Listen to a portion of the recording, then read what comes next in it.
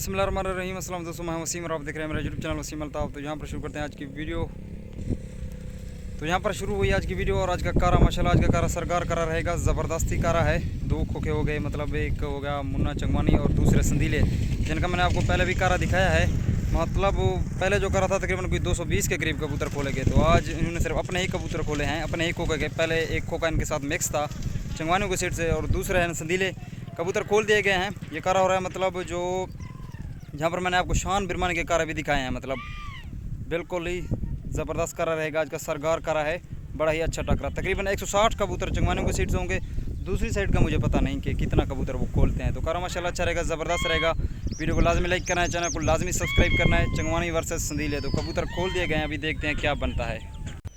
लंबी यार इतना काफ़ी नहीं, तकरीबन हो गई 200 के करीब या 150 या 200 ऐसी हो गई, लेकिन है सर चढ़ कर, मतलब कबूतर वापस भी नहीं करने।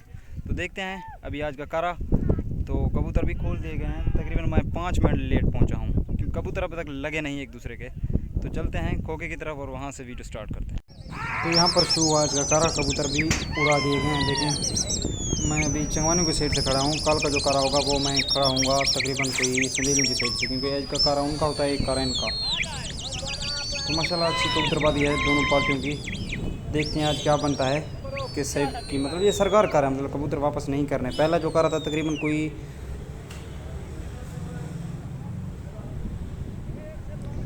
कोई 3 कबूतर संदीले हारे थे।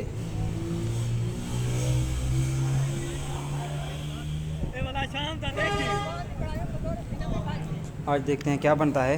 ये देखें, मुन्ना चंगवानी हो गया, दूसरे संदीले हैं, हाशिम संदीला हो गया, जिनका मैंने आपको पहले भी कारा दिखाया है। तकरीबन पहला कारा संदीले 3 कबूतर से जीते थे, वहाँ पर 220 कबूतर छोड़ना था। तकरीबन चंगवानियों की सीट से 260 कबूतर थे, लेकिन आज उन्होंने सिर्फ अपने ही खोखे के कबूतर खोले हुए हैं, अपने ही शो के, जो उनका अपना ही शो है। मतलब आज उन मुखालिफ का शो भी लगाएंगे, जैसे संदीलों का शो है, आज इन्होंने वैसा शो लगाना है। तो देखते हैं क्या बनता है। ये रहा दूसरा खोखा संदीलों का, मतलब नीला शो हो गया। ये कारा हो रहा है, मतलब जो एयरपोर्ट रोड की तरफ, जो एयरपोर्ट रोड जाता है, और जहाँ पर मैंने आपको शान बिरमानी के कारे भी दिखाए हैं रमदानियों के साथ, उसी जगह पर है सेम। तो ज़बरदस्त कारा रहेगा, कल भी इनका कारा है। तो वीडियो को लाजमी लाइक करना है, चैनल को लाजमी सब्सक्राइब करना है। तो मिलते हैं आखिर में रिजल्ट के साथ, भी आप कारा एंजॉय करें।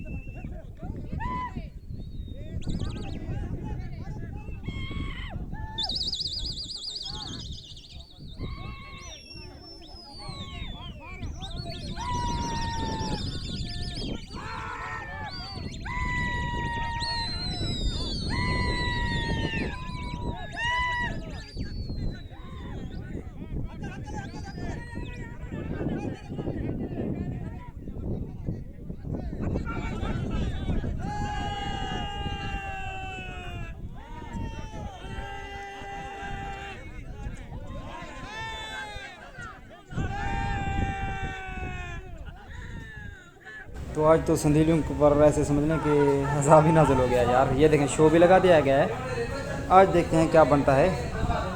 ये मुन्ना भाई रहे कारा अच्छा जा रहा है यार। आज जो चुमानी की क्वालिटी है वो काफ़ी भारी साबित हुई है संदीलू पर। तो काफ़ी ज़्यादा उन्होंने कबूतर पकड़े हुए हैं। पहली बार भी काफ़ी पकड़े, अभी भी दूसरी बार भी काफ़ी पकड़े। ये अभी आखिरी बार है, देखते हैं इस बार कितना पकड़ते हैं। सरगार करा अभी तक इनका एक कबूतर भी नहीं गिरा, मतलब मुखालिफ सिमत में। उन पर काफ़ी ज़्यादा प्रेशर है। कल के कार्य का भी प्रेशर होगा उनका, क्योंकि आज देखे ना एक कबूतर वो पकड़ लेते, क्योंकि अभी तक एक कबूतर भी नहीं गया। तो आखिरी बार कबूतर को उतारना है, आखिरी चोट होगी तो फिर कैसे कबूतर मतलब वो पकड़ लेंगे। तो कुछ नहीं होने वाला उनका। ये भी कारा यहीं जीतेंगे, मुझे ऐसे ही लग रहा है। आखिरी बार देखते हैं कितना कबूतर ही पकड़ते हैं। पहले तकरीबन इन्होंने कोई 7 पकड़े, बाद में तकरीबन कोई 6 पकड़े। अभी देखते हैं क्या पकड़ते हैं। 2 कबूतर तो इन्होंने मतलब इनसे उठ गए। बड़ी जल्दी नहीं करते यार। अगर आप मेरी वीडियो देख रहे हैं ना, जिन साइड से मैं खड़ा हुआ हूँ, तो यार कबूतर आप जल्दी ही पकड़ लिया करें। काफ़ी देर कबूतरों को बिठा देते हैं। 2 कबूतर खामखा ही उड़ गए, अफसोस हुआ यार।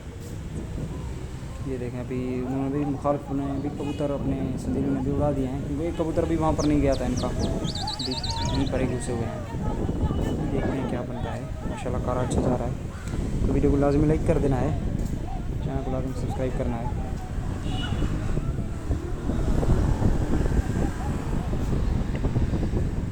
ज़बरदस्त कबूतरबाजी रही है यार।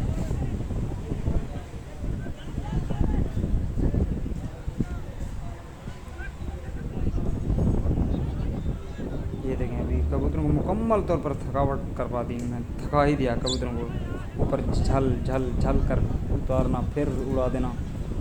तो ऐसी कबूतरबाजी करनी चाहिए ताकि कबूतर मुकम्मल तौर पर, यहाँ पर शो लगा हुआ है ना, तो मुकम्मल जब मुतमईन हो जाएंगे तो एक कबूतर भी वापस नहीं जाने वाला। आज भी उनके तकरीबन अभी भी उनके 4-5 कबूतर फंसे हुए हैं।